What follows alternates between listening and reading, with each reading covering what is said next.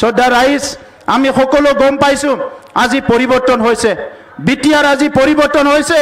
এটা সময়ত হিংসাৰ পৰিৱেশ আছিলে, অশান্তিৰ পৰিৱেশ আছিলে, কিন্তু আজি বিটিআৰত পৰিৱৰ্তন হৈছে। এই পৰিৱৰ্তন আগৰ নেতাবিলাকে যিসকলে পৰিৱৰ্তনৰ কাৰণে কাম কৰা নাছিলে, যিসকলে শান্তিৰ কাৰণে কাম কৰা নাছিলে, সেইসকলে আজি এই পৰিৱেশটো তেখেতসকলে চাবলৈ পৰা নাই। সেইকাৰণে আবুল তাবুল বকিছে, বিভিন্ন কথা কৈছে। কংগ্ৰেছৰ নেতা কোনোবা জিতেন্দ্ৰ সিং আহিছে, সেই সময়ত কংগ্ৰেছে শুই আছিলে যেতিয়া ইয়াতে হিংসা হৈ আছিলে। कोई जितेंद्र सिंह करके कांग्रेस का नेता आया था, वो बोला है कि यहाँ यूपीपीएल बीजेपी कुछ काम कर नहीं रहा है।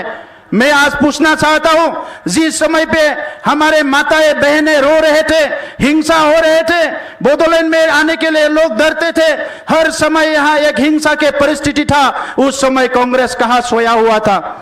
दिल्ली में भी कांग्रेस था, असम में भी कांग्रेस था, लेकिन बोडोलैंड क्षेत्रों में हर दिन लोग मर रहे थे और कांग्रेस सो रहा था। मैं आज पूछना चाहता हूं, ये कौन जितेंद्र सिंह है जो बोडोलैंड को जानता है?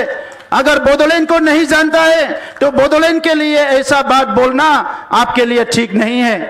बोडोलैंड में आज बहुत कोशिश के बाद प्रधानमंत्री जी के नेतृत्व में, मार्गदर्शन में, गृह मंत्री जी के मार्गदर्शन में, नड्डा जी के नेतृत्व में, हमारे आसाम के chief minister doctor Himanta Biswa Sarma ji के नेतृत्व में शांति आया है। এই কারণে मैं धन्यवाद जनाइछु।